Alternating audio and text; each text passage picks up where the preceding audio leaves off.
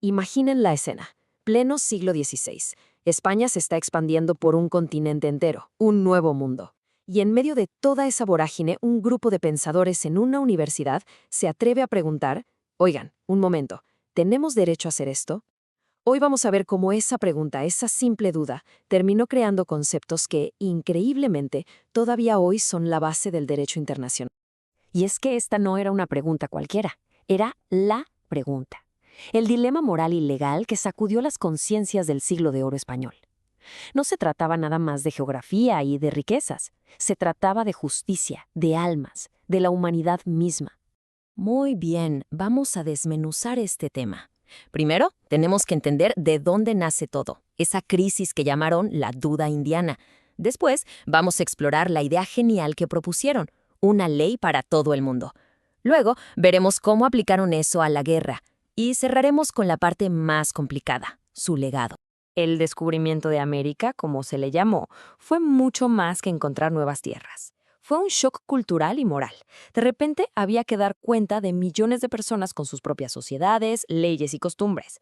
Esto generó lo que se conoció como la duda indiana, una profunda crisis de conciencia nacional.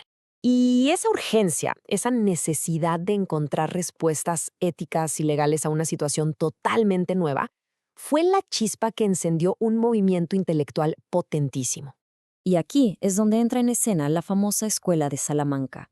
Pero ojo, no hay que imaginarlos como académicos encerrados en una torre de marfil. Todo lo contrario. Eran pensadores metidos de lleno en los problemas de su tiempo, buscando soluciones prácticas a las crisis políticas, económicas y morales que veían a su alrededor. Ahora, lo que los hacía tan interesantes era su método. Claro, su base era la teología de Tomás de Aquino, eran tomistas. Pero era un tomismo abierto.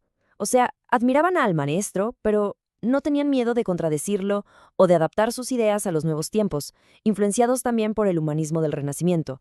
Su objetivo final era resolver problemas reales. Esta cita lo clava.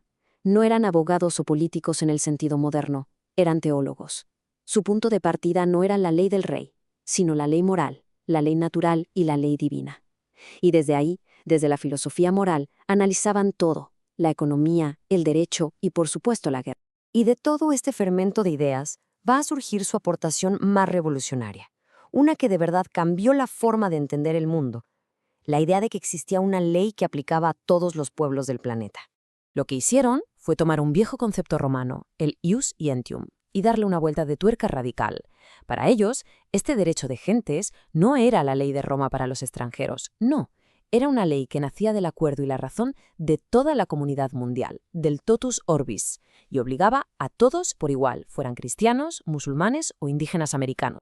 A ver, para que quede claro, una cosa es el derecho natural, que son principios evidentes para la razón, como no se debe matar al inocente, y otra cosa es el derecho de gentes. Este se basa en conclusiones a las que llegan los pueblos por consenso. Por ejemplo, la idea de que los embajadores son inviolables. Eso no es una ley natural obvia, es un acuerdo racional al que llega la humanidad para poder convivir en paz. Es una ley humana positiva.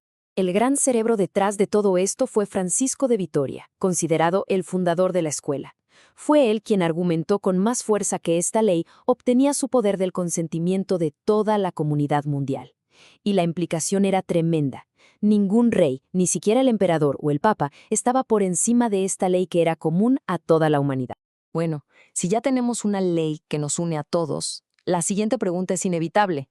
¿Qué pasa con la guerra, que es la máxima expresión del conflicto entre pueblos? ¿También se le pueden poner reglas?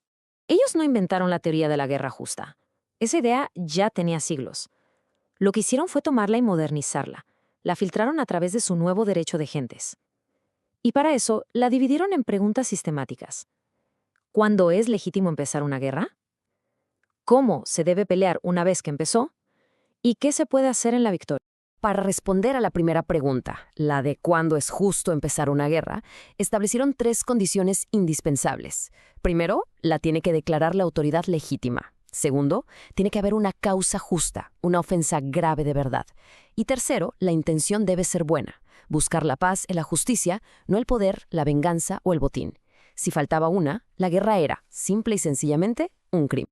Vitoria fue todavía más específico. Dijo que el fin último de una guerra, incluso si era ofensiva, siempre tenía que ser en el fondo defensivo. Se trataba de defenderse a sí mismo, de recuperar algo robado, de castigar una injusticia para que no se repita. En resumen, el objetivo de la guerra justa es, paradójicamente, la paz. Una paz segura y duradera. Y esta es la gran transformación. La guerra deja de ser un capricho del gobernante de turno. Ya no es voy a la guerra porque quiero y porque puedo. No. Ahora se necesita una justificación objetiva, basada en principios de justicia. Fue un paso enorme para limitar el poder arbitrario de los príncipes. Muy bien, y ahora llegamos al punto más polémico y fascinante de su legado. Con todo esto que hemos visto, ¿podemos decir que estos pensadores de Salamanca fueron los padres de los derechos humanos? Por un lado, la respuesta parece un sí rotundo. Hay que ubicarse en la época. Mientras muchos veían a los indígenas como seres inferiores, ellos salieron a proclamar que todos los seres humanos son iguales en dignidad y libertad, que tienen derecho a sus tierras y a sus propios gobiernos. Eso era absolutamente revolucionario. Pero, por otro lado, llamarlos fundadores de los derechos humanos modernos quizás sea un anacronismo. O sea, es como querer ver el siglo XXI en el siglo XVI. Sus ideas eran increíblemente avanzadas, sí, pero nacían de un mundo y una mentalidad muy, muy diferentes a la nuestra. La diferencia es de raíz. Su fundamento era teológico. Los derechos venían de Dios. El nuestro es laico, liberal. Ellos apelaban a la conciencia cristiana del rey para que actuara con justicia. Nosotros decimos que los derechos son inherentes a la persona y el Estado está obligado a respetarlos. Por eso, por ejemplo, defendían el derecho de los indígenas a la propiedad, pero jamás cuestionaron el derecho de los españoles a predicar el Evangelio. Eran dos marcos mentales distintos. Y con esto nos quedamos, con una pregunta que sigue resonando. ¿Fue el trabajo de la Escuela de Salamanca una búsqueda honesta de una justicia universal para todos los pueblos?